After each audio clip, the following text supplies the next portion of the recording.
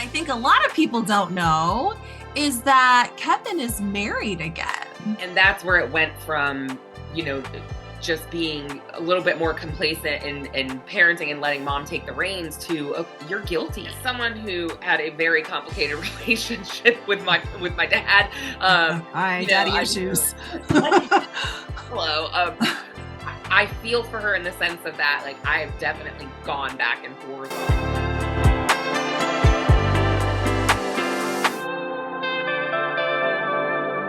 Hello, friend. Hello, friend. How are you today? I'm good. I'm really happy to see you today. I am equally happy to see you as well, especially at the end of what's been a pretty busy week. Really glad we've reached the finish line and we get to end it with a conversation with each other. Yeah, I'm really looking forward to jumping in on this one. So we'll erase all suspense. Our topic of today is Mr. Kevin Franke.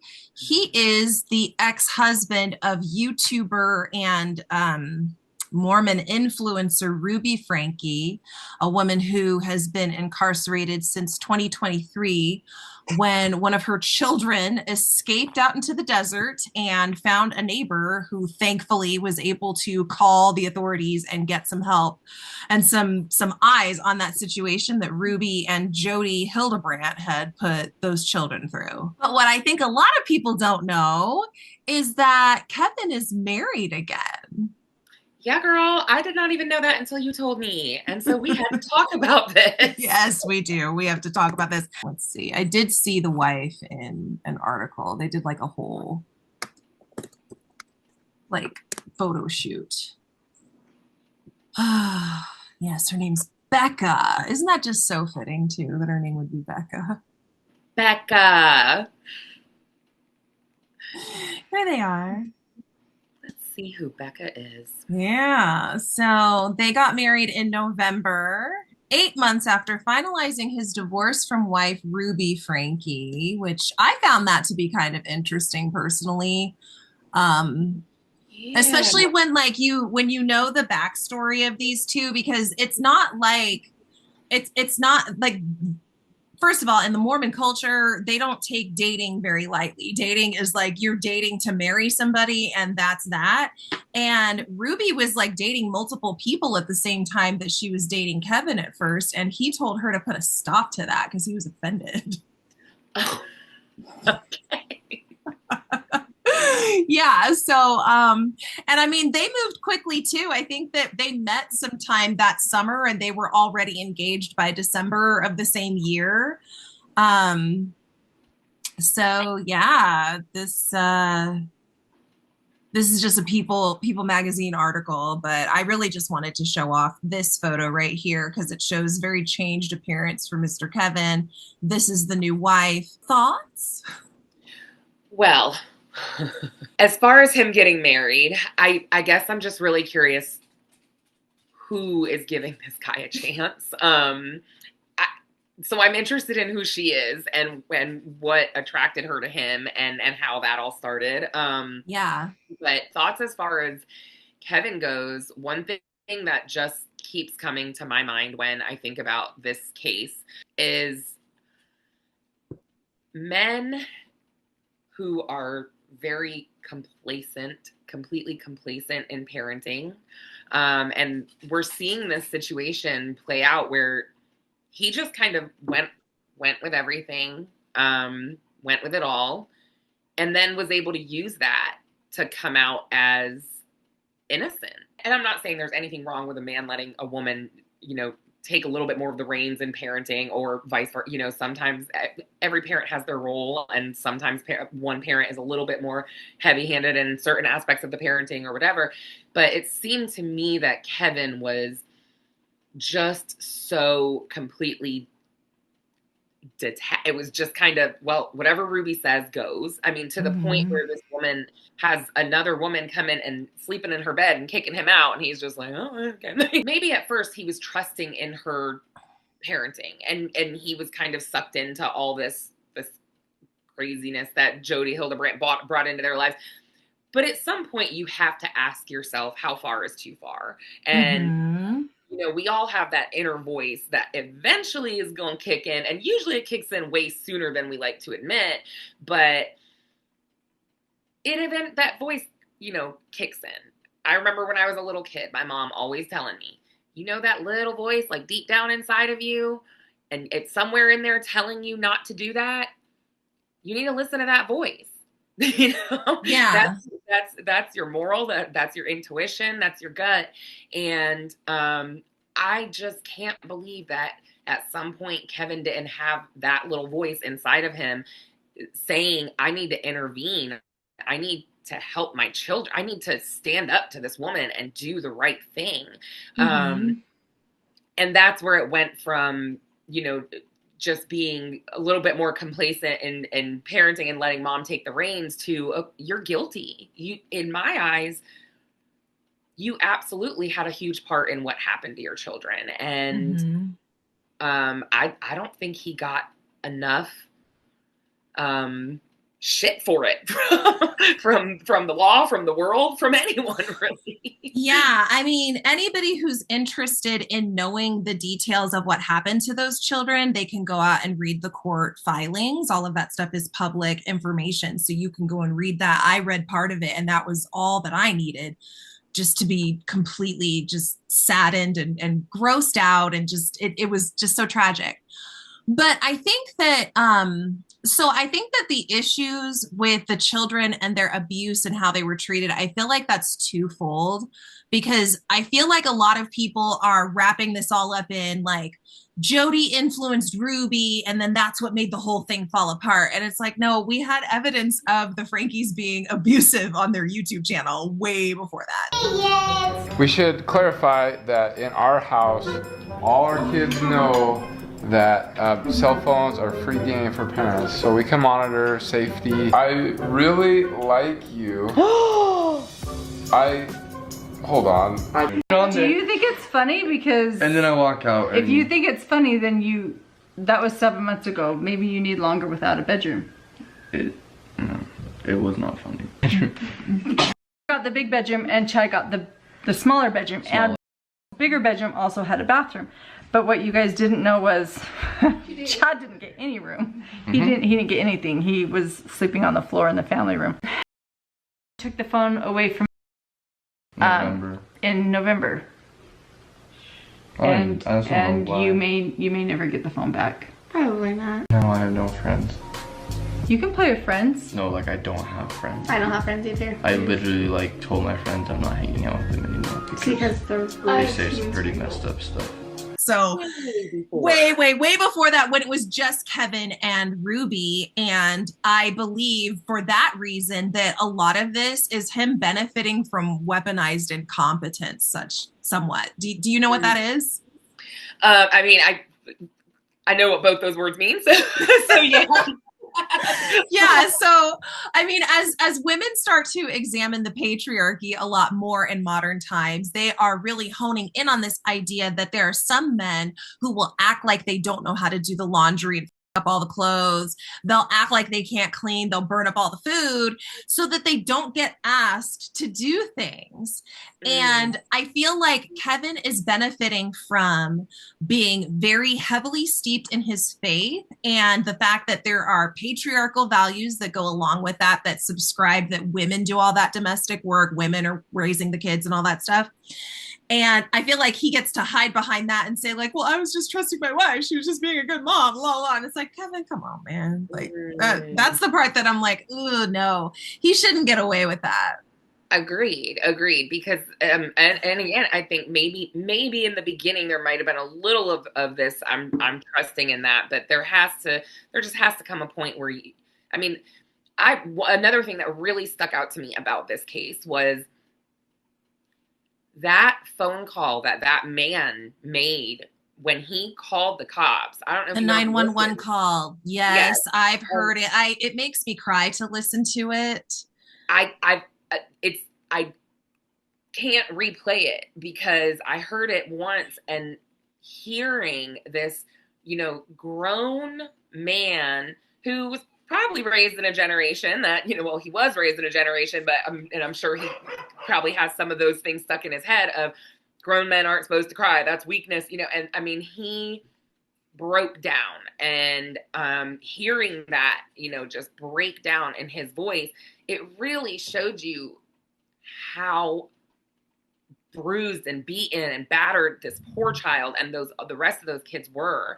And so for it to have gotten that bad, even with Kevin Franke claiming, oh, at that point she kicked me out and I didn't even know that was going on. I mean, that by that point, they had already moved out to that whole other, home, out there. And Kevin's claiming that, well, I hadn't been there and I didn't know it got that bad. But what are you doing? And see, yeah, that I got a call on that too, because look, let's see. Can you see this? Okay, so neighbors say they tried to help Ruby Franke's kids before YouTubers' arrest on child abuse charges. I know the details of this already, but basically the neighbors were texting Kevin before Ruby moved out to the desert with Jodi to say, hey man, something's going on at your house and the kids don't seem like they're okay. And Kevin ignored all of their text messages. I think he even blocked their numbers. See, that's just such a piece of shit move, man. I mean, and then yeah, to just claim, oh, I didn't know. Because see, what I was gonna say is, well, even if he didn't know, I mean, what are you doing just dropping out of your kids' lives and not knowing what's going on? Yeah, I don't see how, I don't know how you allow another woman to push you out of your marriage and your home and like all of your all of your duties and stuff. And we're gonna get on Jodi Hildebrandt in a little bit, but that part too, like part of me also wonders, was Kevin retreating because he felt like he was finally getting free of Ruby, of the lifestyle, all those kids, like there's a part of me that wonders. I mean, you have to wonder. And look, on a human level, as much as I really cannot stand this man, it could be a little understandable given how crazy it got, where, this woman is telling him, oh, you're a sex addict, and putting all these things on him. And you have like, this dynamic and weaponizing his wife against him even. I mean, Ruby was like accusing him of these things too. Yeah. And that's what it's like, you're hearing this from this woman who is, got these credentials and who is supposed to be specialized in this, and so many other people follow and listen to. And then you're hearing this from your own wife. And that, so in his defense, I could understand a little bit of like, that freedom of just, this was some crazy shit I'm pulling, but I don't want to be around her anymore. But your kids, your kids. I don't care how bad it gets for you and your wife and that crazy ass woman who came into your home. And I don't care. If anything, that should have been all the more reason for you to have incentive to get your kids out of there. If it got that bad for you, how bad is it for your children who don't have fully developed brains and don't fully understand what's going on? Right. Yeah. I mean, at the very least, have some concern for your sons, because this woman clearly does not like men. So, have some concern for your sons, because you're leaving them in that hellhole. And the child that got out and ran to the neighbor's house, that was a little boy. Yes. Yep. I think it was the youngest. Okay. Yes. And we don't, a lot of people want to get in the weeds about like their names and their ages and all that stuff. I don't really care about that part, but it was the little boy. But I do remember hearing one detail that they found the other child, because there were two children that were being like held captive at Jodi's house. The second child was a girl, but they did not realize that it was a girl at first because her head had been shaved. Yes, that was a form of punishment for her. That they shaved her head. I mean, my heart just cracked again saying that. That's so cruel to do to any child who doesn't want it. If a little boy's asking for it, I mean, that's a different thing. But any child who doesn't want it, just shave, and a girl especially, that's so cruel. To mess with kids' appearance, period, as a form of punishment is just some vile Yes, behavior. truly It's insidious. vile. I think it's interesting to note that Sherry Franke is in support of her father's new marriage.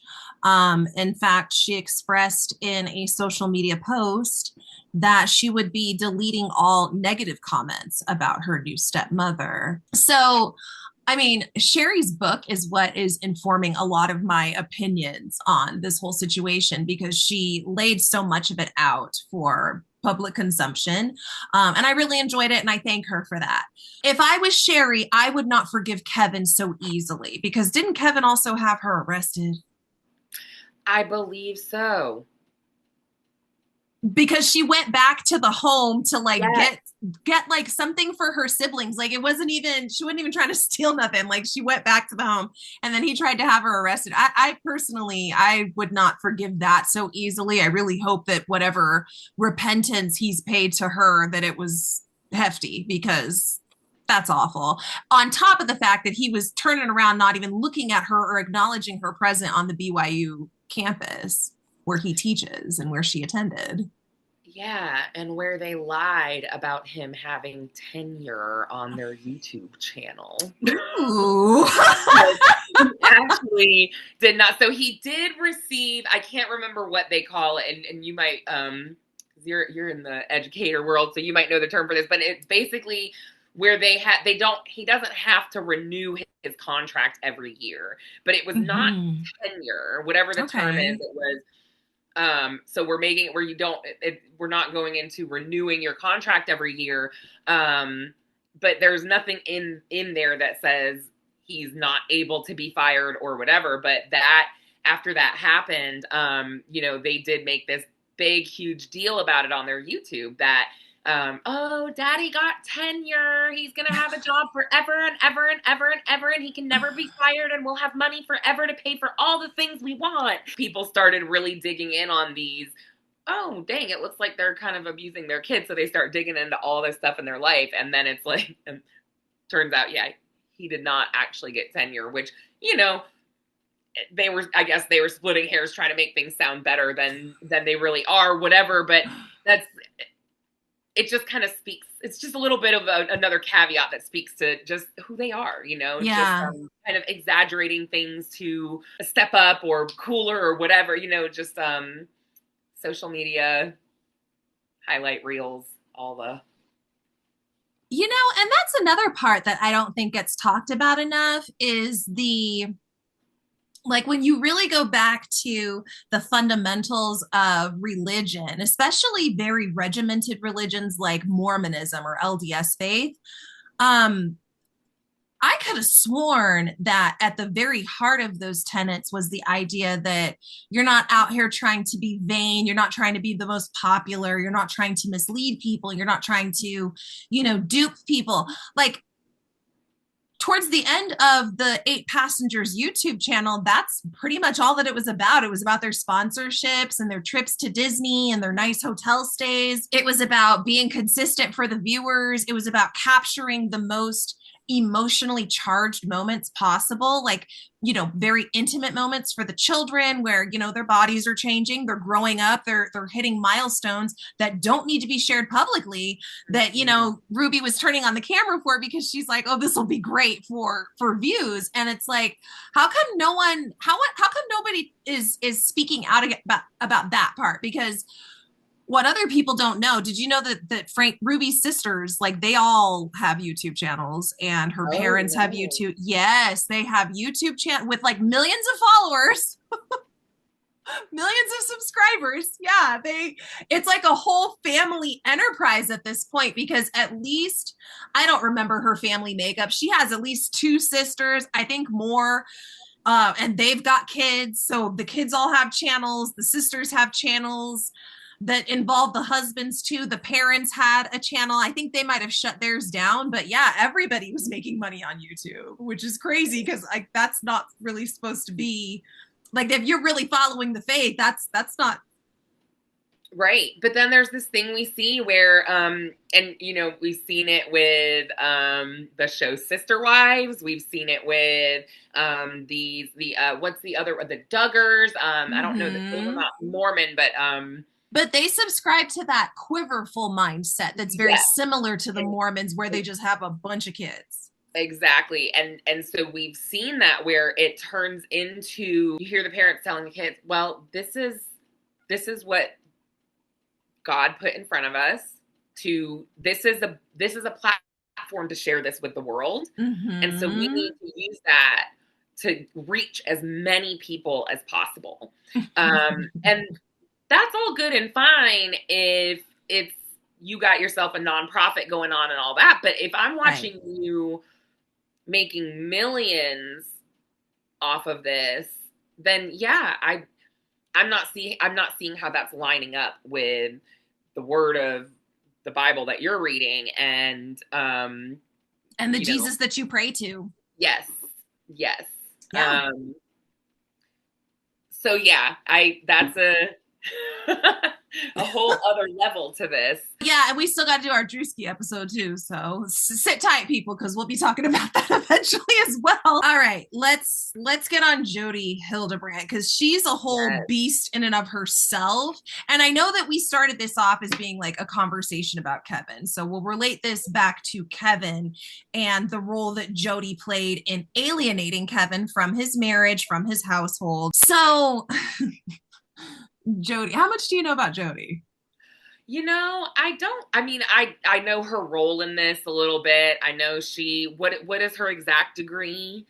The licensed counselor for MF, girl, I don't know the letters, but you know what I'm saying. She's a therapist, yes.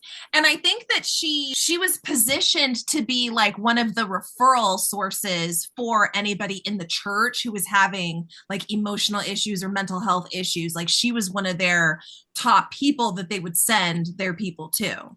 Yeah, okay. And she was running that like program where she was like coaching the men, like she was working with the men, and from what I gathered from, you know, when I was paying attention to this case, I mean, it seemed like she was really just getting these men together and telling them how much they suck. And pretty much, yeah. I mean, so you know, Jodi's thing is that everybody is living in distortion. That's her whole thing. You know, the reason why your son is acting out is because he's living in distortion. The reason why your marriage isn't working out is because your husband's living in distortion. Just all this. And the only person who's not living in distortion is always Jodi. Right. Yes, exactly. So she had her connections program, and yeah, it just really seemed like that was her like roundup and humiliate the men club pretty much.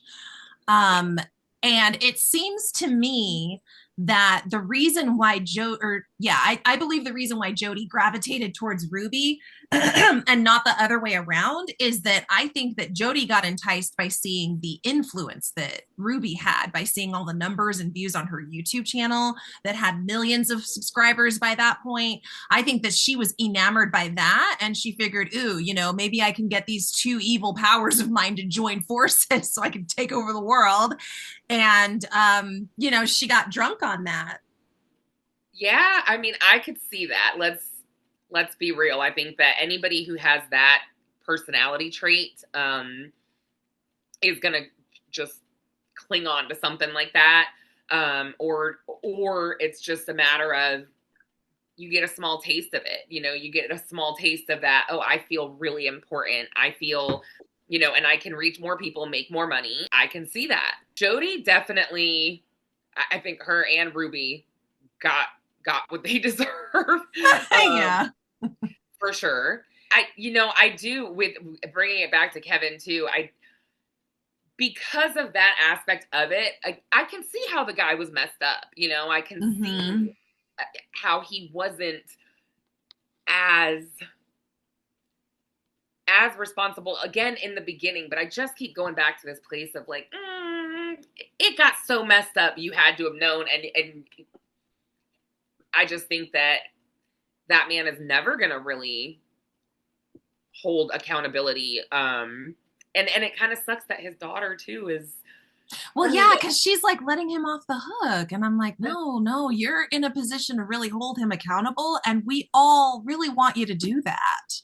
Well, that's what I was, it's like, look, it's hard because on the one hand, you're like, as someone who had a very complicated relationship with my dad, Hi, daddy issues. Hello. I feel for her in the sense of that, like, I have definitely gone back and forth on the, like, I mean, it's your parent. The child-parent relationship is so complex. So a kid is always going to desire that love and belonging from their parent. And so, you know, I get that for her. With that said, though, I'm also such a huge proponent of accountability. I think that it's so important. And for me, as a child, that's what you want, is you want them. It's not that we can't move forward. It's, I need to know that you see what your part in this, because I'm over here owning my part in stuff. And let's be real, you had way more responsibility. Like, you're the parent. So, right. I need to know that you see where my pain is coming from. I need to know that you understand where you hurt me, how you hurt me. And then we can move forward with forgiveness. I never got that chance with my dad. He died early. So I've had to do all that shit in therapy, but, you know, but Kevin's daughter, girl, he's right there, and you're just letting him walk around. Yeah, see, yeah, I don't like that. I feel like she has more than enough right to take issue with how he allowed her and all of those children to be treated. I really just, you know, but the other thing I want to point out too is that Jodi Hildebrandt had kind of a reputation that you could search up and find. Like, this woman lost her license at one point and could not practice for a little while. And, you know, Adam's story is kind of tragic too. Because, I mean, I honestly, can we just say this part? I really feel for men who are victims of sexual assault. Like, there is no perfect male victim of, like, and when I say that, I don't mean that I don't have compassion. I just mean that the way that the system treats these men, the way that the world looks at these men, like, it is not at all nearly enough to make up for what they go through. And I feel bad for them for telling their stories and making themselves vulnerable and then just being ridiculed for it. I think that that's terrible. I agree. I fully agree. And I think, sadly, it happens way more often than people realize because, I mean, let's be real, women are terrified to speak up for not being believed. Then for a man, you add all that, those added layers in there of what people will think, or if they're going to ask you, well, why didn't you stop it? Does that mean you're gay? You know, dealing with that kind of ignorance. So I agree. Yeah. Big. So just very, very sad situation all around. And so, you know, after everything that Adam suffered through with the Boy Scouts of America, including being re-traumatized when, you know, they went after them legally, then he gets into marriage counseling and he gets alienated from his wife and told that, you know, like, Jodi was making these men out to be deviants, like the way that she would describe them and stuff. And you know, that part's really sad because then that's his reputation as well. I think he might have lost a job. He might have lost, you know, certain connections to things, because once that gets out, then it's like, okay, well. And with that being said, the reason I brought Adam up in the first place is because this stuff is on record, and Kevin, being a PhD holding faculty member of BYU, didn't do any research, didn't do a single Google search, didn't ask nobody, didn't look at some news clippings, nothing. Just okay, I'll move out of my house, whatever. Yeah. And I mean, honestly, even before moving, like, I can understand if, you know, your wife says, hey, we got to do some counseling, and you put your trust in your wife for who to pick to go to counseling. But once those weird old sessions started taking place, like, you didn't start doing a little bit of research. You didn't start saying, who is this lady that's telling me that I'm, ruining my entire marriage. It's all my fault. I'm a demon. I'm, a deviant. I mean, to me, the very first thing I would do after that first session is, okay, this was kind of weird. I need to look into this and see who this person is. Right. And I don't want to go back until I feel comfortable with who this person is, which I still need to find out who they are. He fully just has so much more responsibility in this than he wants to admit, his daughter wants to admit, and at least half the world wants to admit, and the law wants to admit. Yeah, I know. It's really it's very disheartening because the way that people are acting like Kevin is somehow this like helpless creature that had his hands tied behind his back. I mean, even with observing Ruby in her videos and seeing just how committed she was to the act, the persona, and then just all of these just very righteous and pious beliefs that she has, that she subscribes to, I still don't believe that Kevin couldn't have said to her, you know what, I don't like this, and if this doesn't stop, I'm gonna leave you, and then you're gonna have to explain to the viewers on that channel why your husband's not in the picture anymore. Like, you're telling me that you couldn't have had that conversation with her at all? My last thing that I really have to point out is, let's be real. Flip this story around. If Kevin was pulling the stuff Ruby was pulling, and Ruby was playing the role Kevin was playing, can you imagine what they would say about a mother just sitting back and letting it neglectful you. Yeah. What kind of a mother? Yes. Yes, that is exactly what they would say. It goes right to that standard of, a man stays home with his kids for a couple hours and they call it babysitting, and he's a saint. And it's like, oh my gosh, you're so lucky. You have so much help. That's amazing. But, a woman, never would it be looked at that way. The expectations, it just would have never flown that way. It just never would have worked that way if Ruby was the one just sitting back, allowing Kevin to do all of these horrible things that woman did. The same church that preaches conservative values to women would then be tasking her with, it was your job to look into this more. It was your job to look after your children. But like, absolutely, if we flip the script around, there'd be way more accountability for the neglectful mother than what Kevin Franke is facing right now. I agree with you, friend. I don't know who this Becca woman is, but I hope that she, first of all, is not of the same mind as a Ruby Franke, because that woman is psycho. But I have to question, well, if she's with Kevin, then doesn't she kind of have to be in some way? I mean, that's what he likes, right? I want to say, honestly, I believe that this woman probably has some trauma of her own. And I mean, it's like the women who, write people that are in prison or on death row and marry them. And it's like, what made you start, deciding to fall in love with a murderer? I mean, yeah, like, quite strange. There's flags all over the place. You have to believe there's just something not right up there. They got their own trauma of their own. And so for that woman, I don't know her. I hope she wakes up and realizes what kind of circus she walked into, and maybe gets the help she needs, truly. Yeah, maybe she gets divorced and writes a tell-all. I don't know. I usually don't really comment on oh, you should have kids or not have kids. But I really hope they do not have any damn kids. I hope not. She doesn't look to be super young, so I don't think she's at the age where that's going to be as popular of a thing. I mean, I don't know, girl. There's people out here in their 20s who look like they're in their 40s, so I could be wrong. But 50 is the new 40. So. Yes, exactly. So, I mean, we'll see. But I would definitely be alarmed if we were to learn that Kevin decided to welcome more children, because I don't think that he is worthy of the title of fatherhood at all. Yeah.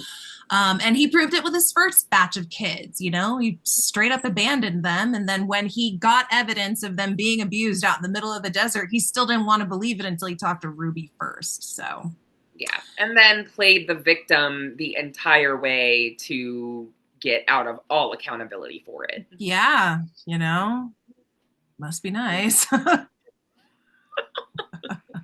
right. Well, thanks for chatting with me today, friend. I appreciate you. It's always a pleasure.